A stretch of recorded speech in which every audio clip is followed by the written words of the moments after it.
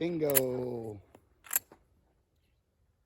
44 Winchester centerfire, more commonly known as today 4440, was probably the cartridge that won the West. And there's a lot of debate over if it was really the 45 Colt or the 4440. Personally, I would probably lean towards the 4440. Now, I recently acquired this 1873 Winchester, and it happens to be chambered in 4440. Even though it didn't start life that way. Originally it was 3840, but that's a whole nother story. Now, the original 4440 being a black powder cartridge that was introduced in 1873 for the 1873 Winchester rifle, was originally loaded with 40 grains of 2F powder and a 200 grain lead round nose flat point. Now, I'm going to try and be careful to mention the round nose flat point because, man, I got chewed out in the comments the other day by a fella that was upset. We'll usually say lead flat point. But this guy was saying that a lead flat point would strictly be referring to a wad cutter. Now, I've been doing this for 20 years now, and I've never heard of a wad cutter called a lead flat point. They're always referred to as a wad cutter or a semi-wad cutter. But just so we're all on the same page, for this we're going to be using a 200 grain lead round nose flat point. Now, as far as the projectiles for this goes, I ordered a batch of 100 4440 soft lead, and they're from Desperado bullets, and their stuff is considerably softer than the wheel weight stuff that I make, or even some hard cast stuff that I buy from Rimrock or something like that. But I did slug the bore on this multiple times to make sure, and repeatedly I've gotten 425 with this particular rifle, which seems a little small, but that's okay. So I bought a Lee sizing die, which is probably in that bowl right there. And I sized them down to 427.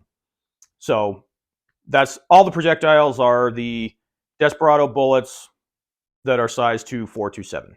So the first batch I'm going to show you are the Safe Pressure Smokeless. Again, they're a little on the wimpy side, 5.5 grains of Winchester 231 with the same 200 grain bullet.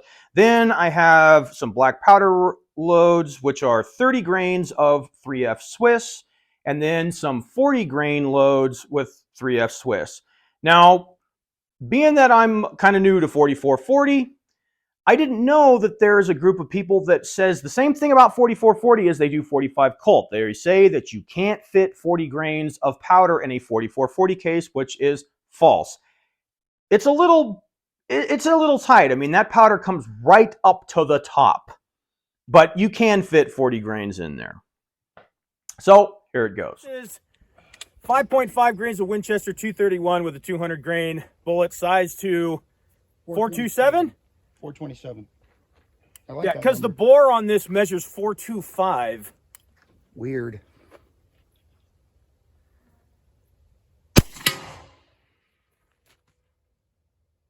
$1,009.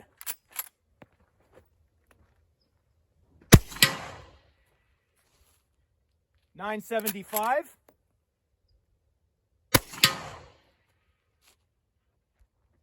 $1,001.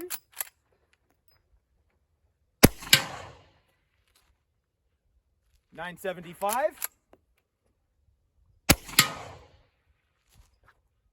$1,016.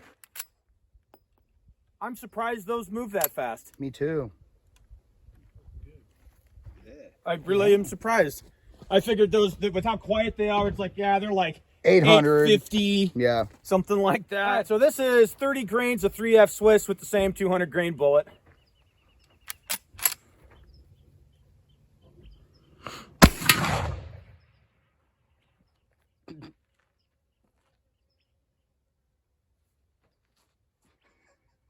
$1,221. Whoa.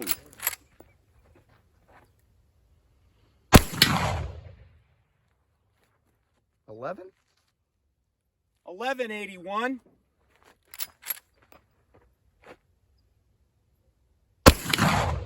Don't know where that one went. High. $1,225.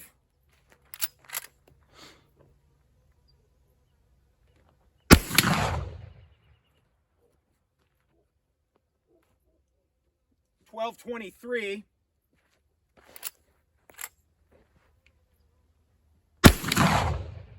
There's another high one. High, huh? Okay. Yeah. 1205. The difference in where it hits between smokeless and black powder is big. Yeah. All right, so these are 40 grains. And yes, you could fit 40 grains in there of 3F Swiss with the same 200 grain bullet.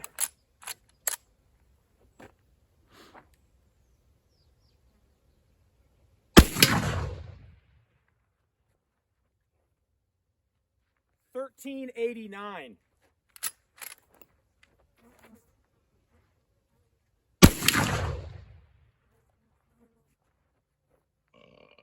$14.17.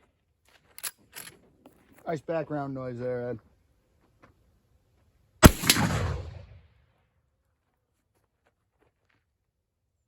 $13.97. Jesus.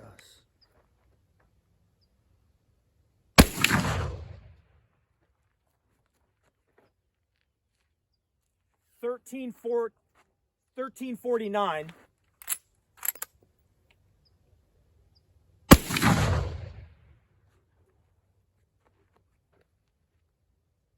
$14.04. Jeez. Holy cow. Wow. Yeah. All right, so let's see how we did. Now, the Winchester 231 loads averaged 995 feet per second with a max spread of 41. The 30 grains of 3F Swiss averaged 1212 with a max spread of 44. The 40 grain of 3F Swiss averaged 1391 with the max spread of 68. And even though it's cool that you can fit 40 grains in there, there's no point because I could not hit anything with that load. I mean, we set some cans out at 7 yards and I couldn't even hit them. And the more I shot it, the worse it got. Now, that probably has something to do with the soft lead projectiles that I'm using for this, which I, again, don't typically use. If I was using some wheel weight home cast projectiles or some hard cast bullets from Rimrock or something, it would probably hang together better, but still 1400, almost 1400 feet per second for a lead projectile that's moving. So expect to get some leading. Speaking of leading, by time I got home and cleaned this thing, the barrel was so leaded up. It was the worst I've seen in quite a long time. So nothing against Desperado bullets, but if you're going to use their stuff, you probably want to keep the velocities at 1,000 feet per second or under. Now, the 231 load is a really good plinking load. It's not very loud at all, right at 1,000 feet per second, which is pretty good. My standard 45 Colt load through my 1866 copy that also has a 24-inch barrel runs right at 975 feet per second, but it has a 250 grain bullet as opposed to a 200 grain bullet. So that's plenty low enough pressure, plenty low enough speed, nice plinking load. You want to crank it up some, 30 grains of 3F Swiss definitely does the trick. They averaged right at 1200, which the original performance of the 44 Winchester centerfire was right about 1200 through this particular rifle with this barrel, if I'm not mistaken. So that pretty much will give you the original specs and performance of the 19th century black powder load. Now, I have a hunch that this would probably do better with 30 grains of 2F. It'll slow it down some, probably maybe 1125, 1150-ish, but I think it would probably perform a little bit better that way. As for the 40 grain load, I don't even think I'm going to bother with that. I know that's kind of my thing with the 45 Colt and I've done videos on it and how it groups the best, has the most power and so on, and that's definitely not going to be the case with the 4440, at least not through this particular rifle. So, as usual, folks, if you thought this video didn't suck, do me a favor and hit the like button and consider subscribing. And if you did think it sucked, well, then go make your own damn video. I think I got him. Maybe. No, just to the left. High and left. Right over the top. Really? Yep. There we go.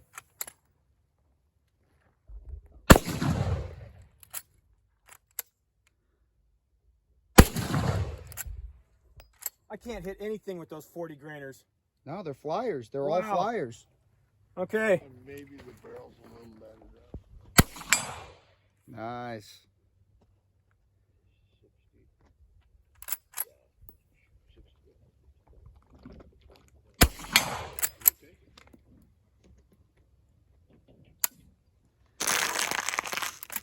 Flinchy McGee over here. Okay.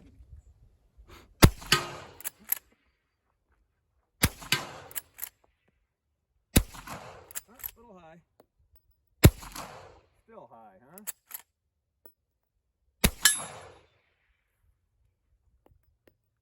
Oh, I catch him on my hat, huh? Two out of 4.